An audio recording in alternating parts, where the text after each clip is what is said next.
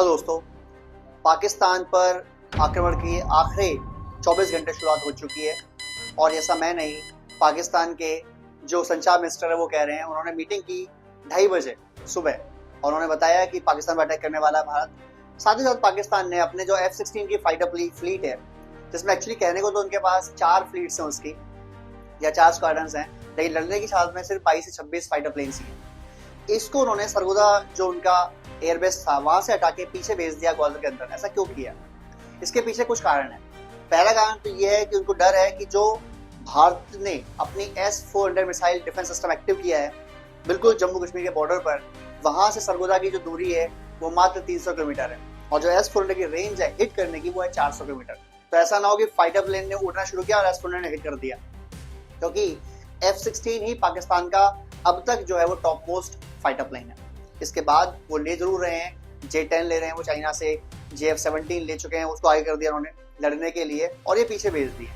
एक और डर भी है कि भारतीय नौसेना इंडियन नेवी जो है वो अपने जो एयरक्राफ्ट कैरियर है INS विक्रमादित्य उसको लेके पहुंच चुकी है अरब सागर में और वहां से कराची पोर्ट और जो ग्वादर पोर्ट है वो बिल्कुल रेंज में आ गया उसकी।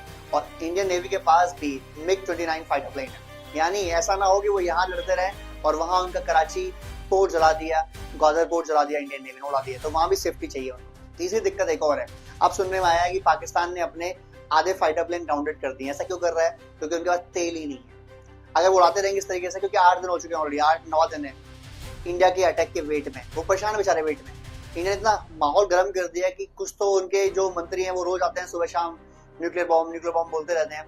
और अभी कल डिफेंस मिनिस्टर जो उनके ख्वाजा आसिफ है वो कह रहे हैं कि अल्लाह करे कि ये जो गर्मी है वो कम हो जाए और भारत आक्रमण ही ना करे। पतलून गीली हो चुकी है। जब मुंह से बोल रहे ना हम न्यूक्लियर बॉम्ब मार देंगे तो टांगे कांप रही होती है बेचारों की, इसलिए बैठ के बात करते हैं कि पता लगे टांगे दिख जाए हिलती हुई।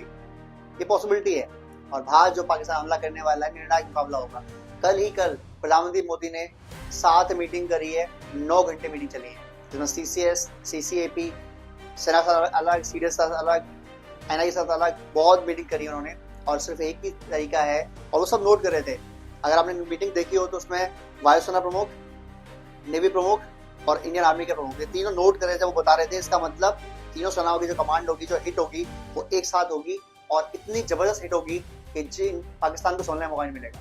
और जो इंटरनल न्यूज है उसके हिसाब से ये है कि इन 26 जानों के बदला कम से कम POK का एरिया है जो भारत कब्जा करना है। और क्यों रुके वहां पर हम? अगर हम मौका मिला कब्जा करने का तो हम POK में क्यों रुके? क्यों ना लाहौर तो जाएं, क्यों ना सिंध जाएं? और पॉसिबिलिटी करनी चाहिए इसके लिए, भारत पूरा तैयार भी आक्रमण करने के लिए और कर देना चाहिए। इस टाइम सारा जो जियो पॉलिटिक्स है वो सपोर्ट ऑफ इंडिया है कि Russia is with India, America is with India, Israel तो ऑलवेज साथ में होता है इंडिया के, France is always with India, Greece ने, स्पेन ने अपने जो मिसाइल्स हैं वो भारत को दे दिए, टेस्ट करके दे दिए 84 मिसाइल्स कि आप टेस्ट कर लो, अच्छी लगे तो फिर ऑर्डर कर देना। और वो ऐसे मिसाइल्स हैं जिससे यूक्रेन ने रशिया के कई सारे टैंक को गिरा दिया, एक मिसाइल से एक टैंक खत्म, और ऐसी 84 मिसाइल दे दी है। पाकिस्तान को एक हेल्प आई है चाइना से, PL-75 जो उनकी बियॉन्ड विजुअल रेंज मिसाइल है उन्होंने दी है, जिसकी रेंज वो कहते हैं 250 से 300 किलोमीटर तक मार सकती है ये, लेकिन इफेक्टिव रेंज जो है वो 100 किलोमीटर के आसपास ही है। स्टिल इस मिसाइल की जो कीमत है वो 300 करोड़ है।